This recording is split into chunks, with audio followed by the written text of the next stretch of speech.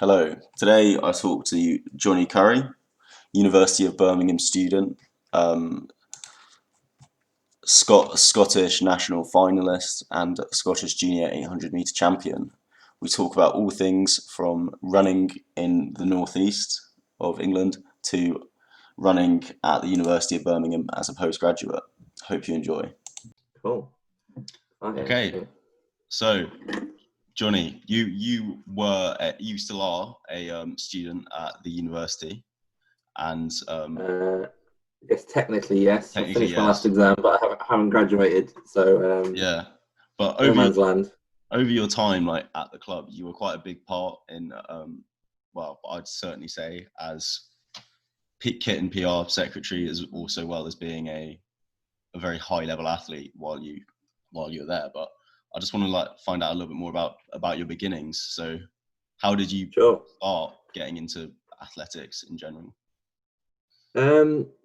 So I'd always done a bit of running, cross country and stuff at school, just because it's one of the sports that everyone does. Gets to the summer and it's track season. But I was never that good. I was just quite fit and sporty. But I did everything. I think there was one point in about year 7, year 8 when I was about, what was that, 11, 12. I was doing a different sports club every day of the week. I think I had like 7 sports on the go at once. I was doing like swimming and tennis, and I used to do a bit of horse riding. That's what my mum and my brother and sister are quite into. Rugby at school, basketball, whatever. I just did everything. And then I broke my collarbone playing rugby in year 10. So I couldn't play football. I couldn't do contact sports for about 2 months. And actually, I'd done a bit of athletics, but I thought that was a good way to try and get fit again. I was allowed to run before I was allowed to, well, do a rugby tackle. Obviously, when you've broken your collarbone, that's quite reasonable. So I went down to the local running club, Pinedale Harriers in the northeast, out in Hexham, which I'd been to a bit. I think I'd done some stuff with my mates at school. We'd gone and done like just the generic, you do some javelin, you do some long jump, you do whatever. I didn't even really join in with the group. There was just a coach who I knew a bit, and we did stuff once a week. And then I joined the main group. And then it was mainly a group of triathletes, actually, who I trained with. I remember doing the very first session, and it was like a continuous loop that went around the track and up around some of the grass around it. And I got lapped by kids who were like a couple of years younger than me. I was like, oh, right, okay, got a bit of a way to go. But I think it was something I always thought I'd come to, because my dad and my uncle were both quite successful when they were younger. Yeah, that was going to lead me. Sorry. Yeah. That was going to lead interrupt you for that. Sorry. So I think I'd always thought that might be the sport I commit to at 15, 16. Yeah. Because I thought it might be one that I had a bit of talent in, whereas football, I was in the second team and our warm-up was kicking it at the keeper, which was great fun. I loved it. And actually, I know some people who've committed to athletics when they're 11 or 12 and they hate it by the time they're 16. So I didn't find success straight away. I think I remember I've gone back through like Power of 10 and stuff and checked things up. And I think even in 2011, I was slower than a lot of the girls who were at the club in the year below. I know Mari and Lydia were both quite good as an under 15, and I was literally 20 seconds slower than them, even though I was a year older. Yeah. But then I made the English schools the year after that. Just I had a big jump. So I committed to it. My coach committed to it a bit more. We put extra sessions on. And then I think 2011 to 2012, my PB from 800 jumped from like 2:28 down to 2 minutes flat. And suddenly I'm at the English schools, and I guess it just, you get out what you put in. So I just kept putting more in and seeing where I went from there. But yeah, you did briefly mention that your uncle and your dad were both very successful. Am I right in saying that your parents were Olympians? That's not correct. Is it not? Okay. Where have you got that from? I don't know. It's just a rumor going around, but all right. Well, I'll enjoy the rumor, but but I'm afraid not quite true. Yeah, with like parents who are with your uncle and your dad both being having succeeded at the support, do you think that changed your experience of athletics as a child, as having like your parents as runners or athletes? I don't think it really did. I think actually, because my dad was just he did a bit of fun running and keeping fit when I was younger. It's not like he was an elite athlete in my lifetime. I don't really remember it. And even my uncle was the same. Like they did all their fast times back in the 80s. And actually, I think I had heard my mum say fairly recently that actually I think she was almost telling my dad to like hold back and not push me into athletics, and actually just let me do what I wanted to do. And if I turned into athletics, then obviously I'd have benefits because my dad knows a lot about it and he'd know people and he can help out. And actually, he did know where to find the right races and he knew about training. But it wasn't his decision. It was just I'm enjoying it, and I've got the added benefit that my dad and my uncle are quite knowledgeable and have had some success. So I guess there's a bit of talent in my genes, but there's also there's that coaching knowledge. But I think in some ways it almost at big champs, I think my dad found it harder because he understood it more. I've been to races with my mum, and she just she doesn't really know what's going on too much. So actually she's quite calm and relaxed, and if it gets to the race time and someone's warming up now, and do I need to warm up? My mum's just like, well, when are you on? I'll pay attention then. Whereas my dad would be like going through the motions in his head. And I think it got to a point, I've forgotten what age it was. I think, because as you're growing up, when I'm younger, then my dad needs to, he packs my bag and puts my spikes in it, and he helps me put my number on and all that stuff. Yeah. And there was one point where I think he basically said, before the race, he was like, how can I help? And I basically said, you can leave me alone. And he was like, I'm a hindrance at this point. I am providing nervous energy, and Jonny knows what he's doing. I need to just let him do the race. And it was meant in a nice way. I don't think I told him to go away horribly, but we chuckled at it. We were like, yeah, he knows what he's doing now. I'm not going to help. And I remember at like big championships when my brother and sister have come to watch, and I don't get to see my dad while I'm racing, but they can see him while I'm in a race, and they're like, he's a nightmare. He's he's stressed. He's pacing up and down because he knows what's at stake in a race, but he's got no control over it. Whereas I can control it, so I can calm myself down and be like, okay, I've got this. Whereas he can sense all of that without actually being able to do anything. I think that's what he struggles with a little bit, but then race is over and he's usually fine. Yeah. So you're from the northeast, and yes, there's been a very rich culture of endurance athletes coming out of the northeast, especially in like the 80s. Do you kind of feel like you can still feel that like pedigree now? Is because obviously the people who were running quick then would be moving on to coaching, and do you feel like it's that pedigree has been passed down from that generation? I don't really know. I think like there is that history of like Steve Cram and that kind of era, and strong running in the northeast. But I think for it to be passed down, it would have to be in the era between that and I guess my era. And that's one that I'm not really very familiar with. I think we kind of, especially at my club, we wanted to do our own thing. We weren't really thinking about whether we're following on from other people. And actually, I think my training group kind of came as like almost starting fresh. I think we'd had a coach at our club who'd actually moved to a bigger club and taken a lot of his training group with him. So when I started, it was like a new era for the club. And there was a coach whose son had done a bit of running, but he just was interested. And suddenly this group formed. And I wasn't too knowledgeable about Northeast athletics at that point because I was just running. You turn up at the race and I know that X runner might win it and they do this well at the nationals and etc. But I feel like especially at my club, the legacy kind of came from our generation rather than. I know Nick McCormick had run for my club, and he held a few of the club records, but actually, I feel like Tyndale had a bit of a rebirth maybe 5-10 years ago. Especially, it was a lot of like pub runners and vets and whatever, but which is great. And actually, there's two separate parts of the club. But I know Morpeth do quite well at a lot of the road relays. They've got a strong heritage, but it was really Morpeth and Gateshead that were the big two clubs. Yeah. And actually, I remember when I was younger, if anyone was any good, they usually went and ran for them.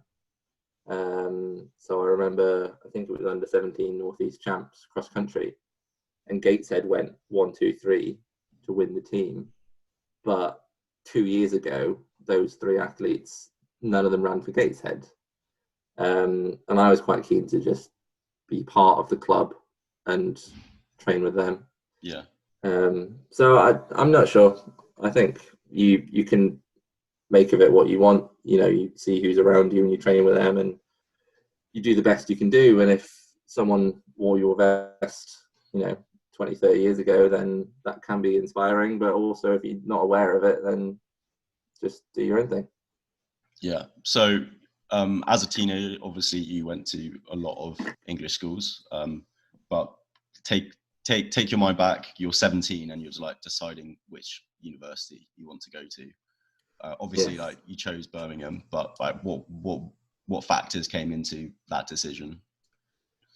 I think actually in hindsight, I didn't go about it very well. I think I didn't really know where to look, what information to take in. I remember at one point just looking at like which universities are near athletics tracks, and picking a list out from there, then looking at courses on that. I'd gone through past BUAC results and see who'd made 800 meter finals, which was my event. And actually, I went to a school that was quite heavy on trying to bump up their numbers for Oxford and Cambridge. So I'd applied to Cambridge because I guess I had the grades and they want to get people in. And I think in hindsight, they don't really think about whether the students should go to Oxford or Cambridge. They just, if we can get them in, that's good for us. So I'd applied, and actually I think if I got in and gone there, I wouldn't have enjoyed it. It's not really I mean, there's loads of benefits and it's the right fit for some people. I think in hindsight, I almost stumbled across Birmingham rather than actually having picked it out. I remember coming down, we used to do a Young Stars camp that I think is now just an open training day, but it used to be 2 or 3 days. And a lot of prospective students in like lower six would come down, stay together, have some talks from the head coach and train with the group for 2 or 3 days. I remember coming down for that, and actually that was just like, this is where I want to be. This is what I want to do. This group's great. I'd made friends with people who were thinking the same thing. And I just got a really good impression from that. I think when I came on an open day as well, and I just wandered up to the track, I remember I bumped into Sarah McDonald, who actually, she went to my school. So I half knew her already. This was before she'd had a big breakthrough. And we just got chatting to her, and she said she was here. She said how much she loved it here. And then I wandered onto the track, and Bard was coaching a session, and he literally just sort of, I think they were during a rep or a recovery, and he just came straight over and just started talking to me. And I was like, he doesn't know who I am. He's just seen me as a prospective student, and he just wanted to chat and see what I wanted to do. And I got talking to Ed Aston, who's actually one of the club record holders at the minute, and he was just asking about my training and what I was interested in. And I knew who he was because he was a 147 runner. He was quite quick. But he can't have known who I was. He was just interested, and I was like, this is just a really welcoming group. I think that mindset has passed on through the generations, and actually people, even if you've bumped into them, I'm still friends with a lot of the people I met on that Young Stars camp. Yeah. Actually, Patch Taylor, who I live with, that's where I met him. And so you got to the university, and it was like he ended up in my halls just by chance. So I was like, oh yeah, I know Patch. And then you've already got that group beforehand, and it just seemed like the campus was good. The course I wanted to do was here. Obviously, we had the track, but they knocked the track down, and then there's Yeah. the new track. So the new track's good, but actually, what won me over was the old track that I knew wasn't going to be here. So I think it's got that balance of high level academics if you want it. It's got plenty of other courses. I know sports science is really good for, which is quite popular amongst a lot of the running group. And then I think just the coaching staff and the athletes were just really welcoming, and I was like, this is where I want to be. And fortunately, despite missing my offer by 1 mark, I was accepted, and here we are, still here 6 years later. Yeah, nice. There is one entry on your Power of 10 from 2016, which I would like to ask you about. So you have the Les Champions de France Université. Yeah. So I'm assuming you did a year abroad at some point. I did, yes. Yeah, so I was just going to ask you, what running on a year abroad, is it like doable? Is it something you'd recommend, and how did you go about it? Yeah, so I didn't complete my year abroad. I dropped out in January. Unfortunately, there was an issue with just registration things, and actually, I think in hindsight, it wasn't the right thing for me. Yeah. But I know other people went out and loved it. One of my housemates in 4th year did a year in Germany and Spain. He's a languages student, and he just absolutely loved it. It was great. I think it wasn't the right fit for me, but so the university I picked, actually, they had quite a strong setup. So actually, we came 3rd at the French universities champs as a team, and I think I was 6th scorer, which actually is better than I've ever done for Birmingham. But I was like, these guys are good. So one of my dad's friends had moved out to France and lived in Toulouse, which is where I went, south of France. And he was coaching out there. So actually, I already had a contact. So he was like, yeah, come train with our group. And they weren't too far from the university. So actually, I wasn't with the university training group, but I think if you can find some sort of training group, then they're actually quite accepting of a guy who's there for a year. And actually, especially if you're already quite a reasonable athlete, as long as you're committed, then they're going to accept you on. And it improved my French loads, obviously, because all the guys are chatting to me. I think that was my main friendship group while I was out there, was the training group rather than other students. But it did help that the coach could speak to me in English if I needed him to. So I think it's different running on a year abroad, where they speak another language in the country that you're in. I know people go to America on a year abroad, and actually they're not allowed to join the American training groups because they're not officially students or things like that. But if you're somewhere in Europe, there's training groups all over the place. And actually there was some really talented athletes. So there was a guy I trained with who, I think he'd made the European under-20 final in the 800, around about 147. So actually, I think it was a smaller group, but it was it was a very strong group, and everyone had the same sort of ethos of training together. And I think that's what kept me going for a little while. Yeah. I've had a few struggles while I was out there, but that was one of the things I could keep going. I was like, actually, if I can just get through this day, then I've got a training session with my pals in the evening, and then I'll get a lift over and we'll do that. And that kept some structure in it. So I found it really useful for trying to keep me going while I was struggling out there. But in the end, I just decided that it wasn't worth persevering. I got injured in January, February as well. So then I think that's when the running went, and I couldn't, the university wasn't working, and I was like, well, what am I doing here? So that's when I came back. Yeah, keeping on. But you can make it work. Yeah, keeping on the foreign theme. You went on the America tour, the BUAC America tour in 2016. Would you mind explaining a little bit about that? Yeah, unfortunately got cancelled this year. Yeah. Due to obvious reasons, which is gutting because I absolutely loved it. It's the best trip of my life. So it's like a 4-year cycle that's set up with Harvard, Yale, Penn, and Cornell, 4 Ivy League universities. Birmingham over here, Oxford and Cambridge, and I think it's Limerick in Ireland. So I don't know when you start the cycle. It started back in the 50s or 60s. I think it was Michael Hayes, Professor Michael Hayes, I might have got that name wrong, who set it up. He had colleagues over at the Ivy Leagues.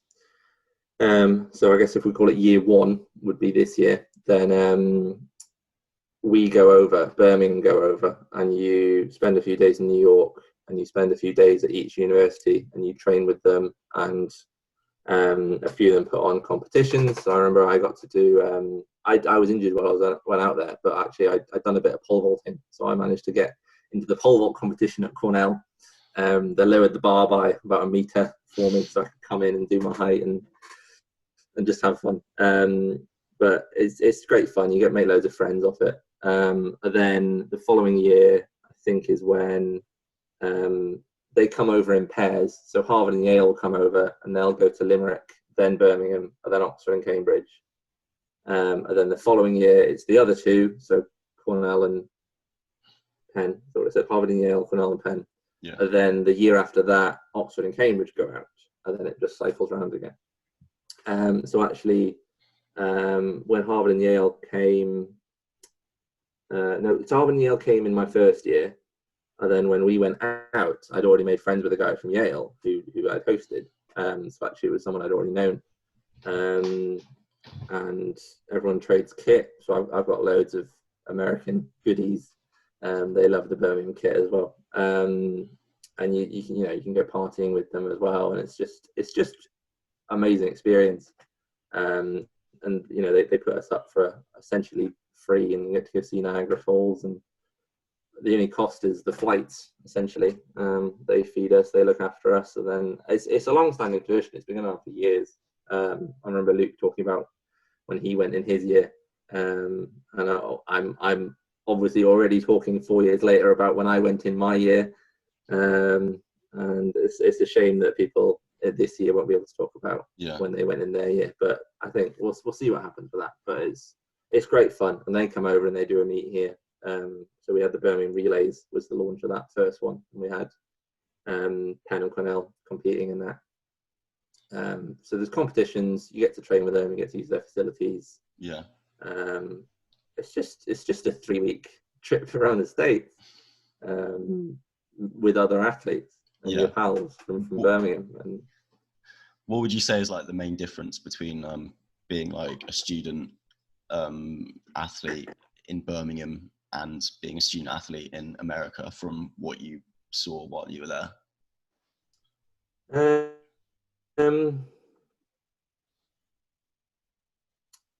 I think what a lot of people see is obviously they get like free kit and trainers and all this extra fancy scholarship stuff if you're going over there. I know some people go over there and just pay the tuition fees, but most athletes are going over there going on scholarships, whereas it's a bit different over here.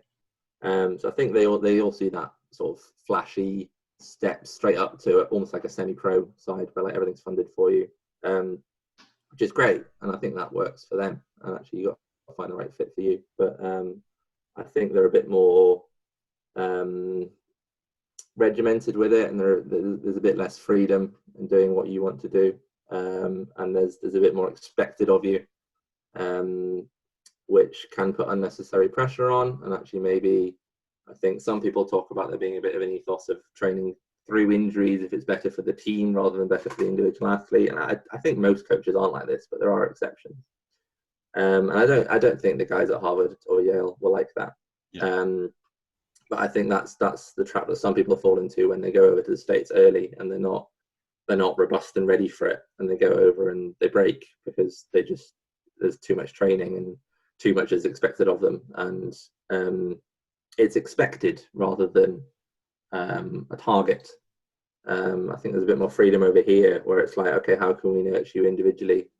And especially as well in the UK, there's a big running scene of high-level athletics after university, which isn't the same in the States. Once you graduate, you tend to either go pro or just become a bit of a hobby runner, or stop, which is just the way they do it. Obviously, some people go pro earlier in their career, whereas over here, there's a transition into being sort of a sub-elite you're not making major teams, but you're still training really hard around the job. And there's still plenty of competitions available. So I think, especially at Birmingham, we're quite keen on progressing you through your university career rather than the university career being the pinnacle. Yeah. It isn't that isn't it. You've got a lifetime of running ahead of you, and if you're still enjoying it, then you can keep running well into your later years, without having broken down at 22 and hating the sport and quitting. I think that's some of the stories that come out of America. And actually, some people thrive. You see Josh Kerr over there, and he was just ready for it. And so it can be the right move for some people. But I've had a few friends. I think that's a few of my friends from Scotland gone over, and it's just not quite been for them. So I think that's I didn't have any offers from America, so I didn't really have the choice. But Yeah. I think that's why a lot of people are still choosing to come back to the UK, and you can get that same sort of sport on a scholarship. And the scholarship program at Birmingham is pretty good. We've got that new sports centre, the talent hub with British Athletics has just moved to Birmingham. So we've got a bit of extra funding there.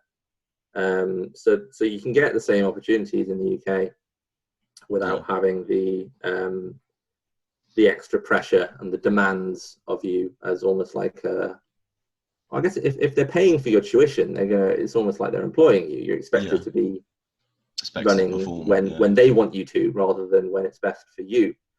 So I think that's what we see a lot of the Birmingham grads come out, and they you were talking to James last week, and actually, if anything, he's kicked on since he was here. But he wouldn't have been able to do that if he hadn't learned what he's learned at Birmingham. I'd say I think it sets you up for after university, as well as actually being a great experience while you're there. That's probably why I'm still in Birmingham, even though I started in 2014. Just because I just love it. It's good. And obviously I took a bit longer finishing my course, so maybe I would have left if I'd not taken so long. But actually, I'm living with people who started the year I started and have done a degree and done a master's and now have a job in Birmingham, because the setup here is so good. And I think it's really developing in the sort of post-university I'm definitely scene, as well as just being a university student.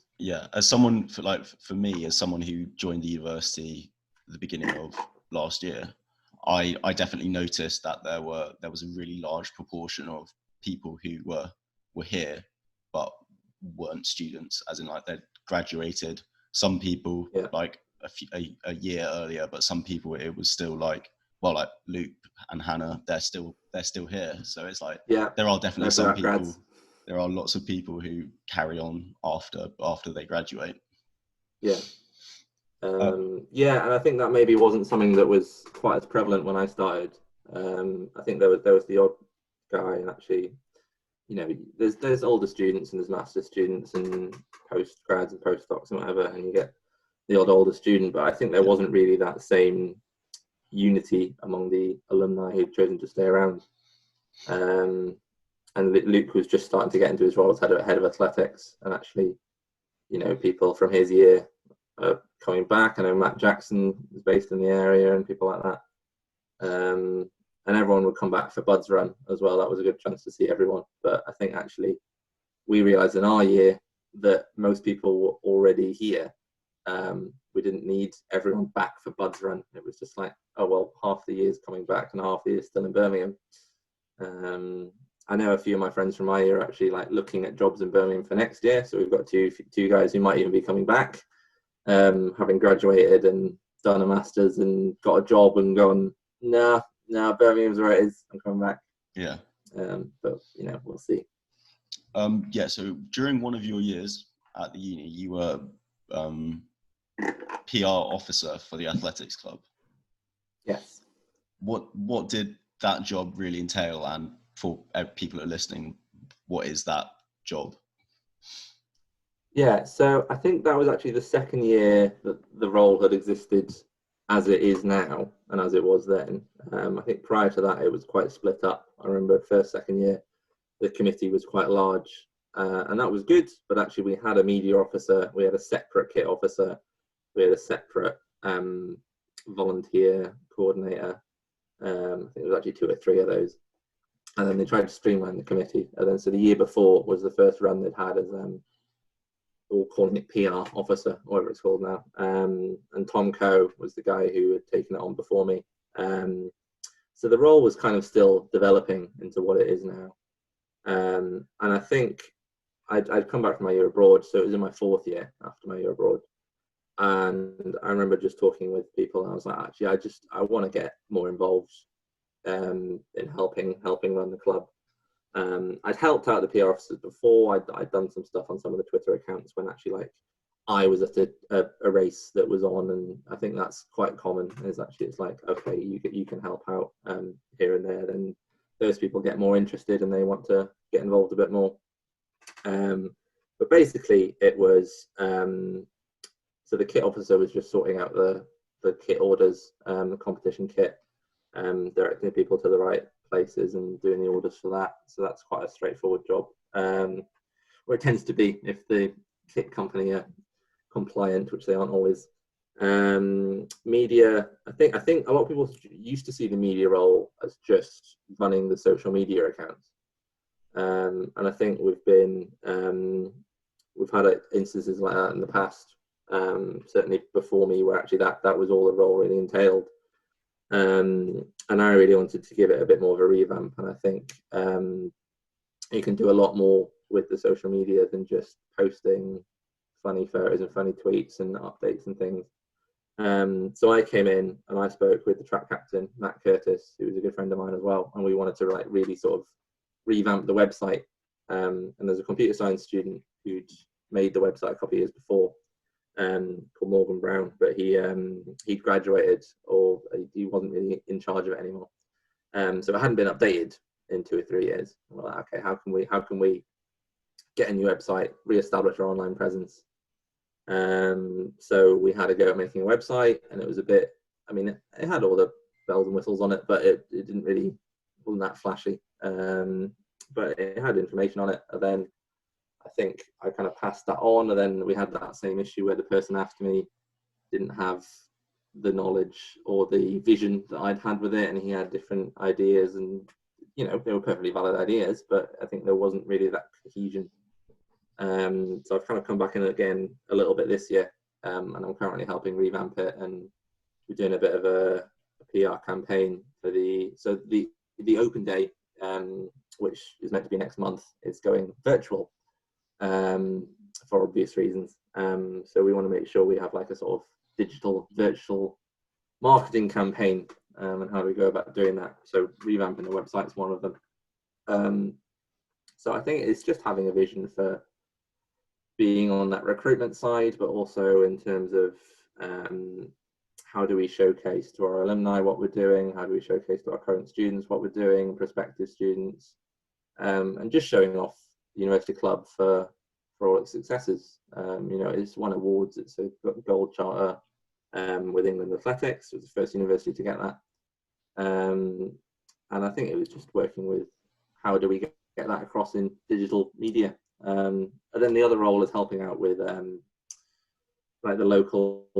So there's a Great Birmingham Run. There's a half marathon, and there's a 10K and things like that. And it's helping out with providing volunteers for that and being engaged in the local running community. So it's quite all encompassing, but actually I think it's bringing together ideas from within the committee rather than generating them all yourself. So actually the track captains are good at that. They know about what the track team's like, so they can help come up with a report of the British Unis indoors champs and things like that. And actually it's not you driving it yourself, it's just being the focal point and delegating and directing the information. But I've loved it, just being involved in the club, and I've loved it so much that I'm still trying to do it, even though it's not my role, and I'm not even really a student anymore. But I think I'm still welcome in some senses of the word. Definitely. And so another part of your resume is Birmingham Track Elite. You are the creative director. So do you want to just explain a bit about what they are, who they are, and your position? So Birmingham Track Elite was founded just under a year ago, actually, by two of my housemates and one of their training partners, and Ollie Armstrong, a physiologist. So it was Ollie Armstrong, Dougie Masson, Johnny Davies, and Patrick Taylor. And they'd gone on a European racing, well, I'm going to say tour, but I think it was just one race. They went away for like a week, did a race in Belgium, and just, it's a fun trip if you're going with your mates, European racing.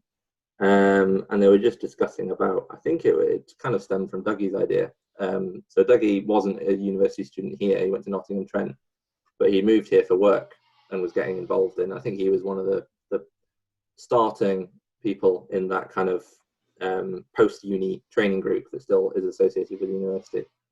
And they wanted to come up with like an identity to that post-grad training group.